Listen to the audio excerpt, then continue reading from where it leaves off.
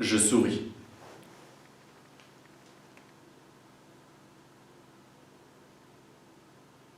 Je souris parce que j'ai extrêmement peur.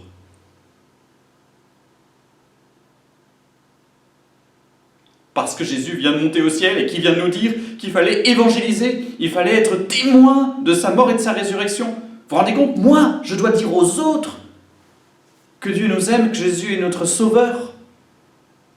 Il ne se rend pas compte, le bon Dieu. Il ne se rend pas compte. Aujourd'hui, annoncer Jésus-Christ. Pas qu'à la maison.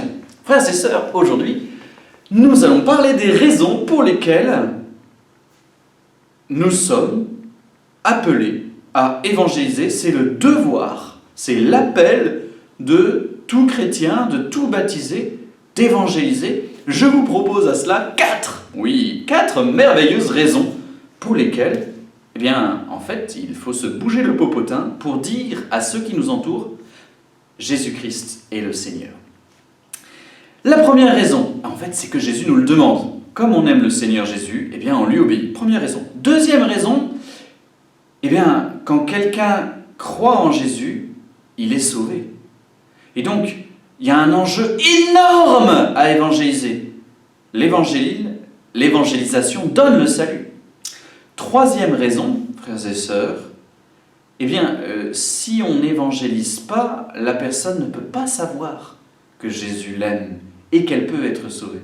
Et donc, le Seigneur a besoin de moi pour évangéliser. Quatrième raison, c'est une raison bonus et surprise, je la garde pour la fin. Première raison,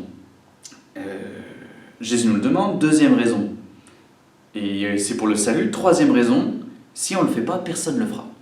Première raison, donc Jésus nous le demande. Moi, ce que j'aime bien avec vous, c'est vous. Par exemple, il y a des gens qui me disent « Ouais, c'est pas mon charisme d'évangéliser, moi, je suis plutôt dans la prière, tu vois. Ouais, moi, je suis plutôt dans le respect, je respecte la personne. » Vous dire Non, ça c'est l'affaire des religieuses et des curés. Hein. Moi, je suis un simple paroissien.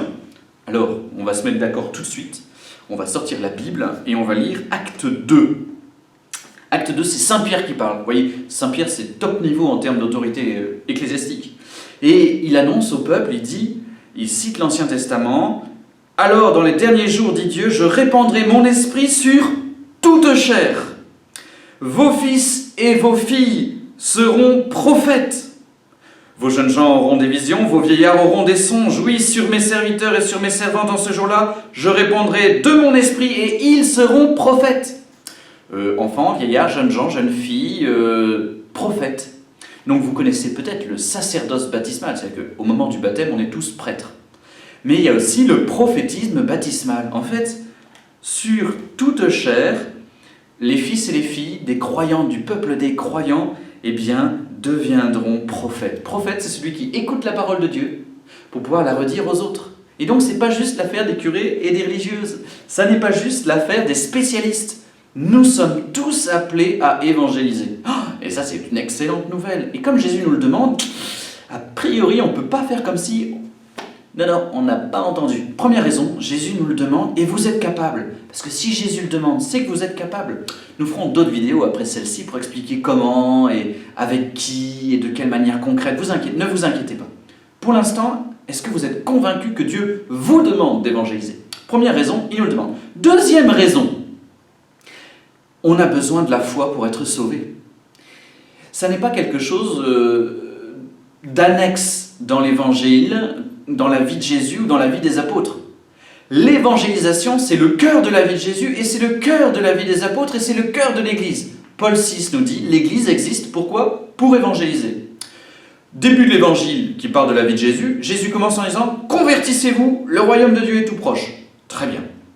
Au milieu de l'Évangile dit « Si vous ne vous convertissez pas, il vous arrivera pire ». Et à la fin de l'Évangile, donc c'est la finale de Marc qu'on a entendu hier à l'Ascension. Hier ou... Oui, je pense que c'était hier.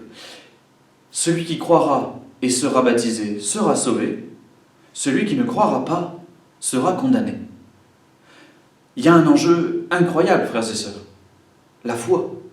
Parce que ce qui ouvre la porte du ciel, c'est la foi. C'est normal. Le ciel, c'est la maison de Dieu. A priori, pour rentrer chez quelqu'un, il faut être en relation avec ce quelqu'un. Si on n'est pas en relation véritable avec Dieu, on ne peut pas y entrer. Jésus, pourquoi est-ce qu'il est mort ? Mais pour nous sauver. Il n'est pas mort pour nous faire plaisir, juste parce que ça lui faisait plaisir à lui aussi, ou je sais pas quoi. Il est mort pour nous sauver. Donc c'est un enjeu énorme à la vie de Jésus. Et donc quelqu'un, s'il veut être sauvé, il doit accueillir la mort et la résurrection de Jésus dans sa vie. Il doit adhérer, croire. C'est ceci, frères et sœurs, c'est une clé, hop, clac, qu'on tourne dans la serrure du ciel pour pouvoir entrer. La clé du ciel, c'est la croix de Jésus. Donc celui qui n'a pas la croix de Jésus et sa résurrection dans sa vie, il est en danger de mort. C'est très important de croire, frères et sœurs, sinon on ne se casserait pas. Et Jésus, il ne se décarcasserait pas pour rien. Frères et sœurs, la clé du ciel, la clé du salut, c'est la foi. Donc il faut se battre de toutes nos forces pour proposer, donner, pas imposer. Non, jamais, jamais imposer. Mais proposer de tout notre cœur, de toute notre sagesse, de toute notre envie, de toute notre joie. Parce que celui qui croira sera sauvé. C'est toujours pas moi qui l'explique, c'est toujours dans Acte 2, le discours de Pierre, qui dit « Quiconque invoquera le nom du Seigneur sera sauvé ». Donc il faut invoquer le nom du Seigneur pour être sauvé. J'en viens à mon troisième point. On ne peut pas invoquer le nom de Jésus si on ne connaît pas Jésus.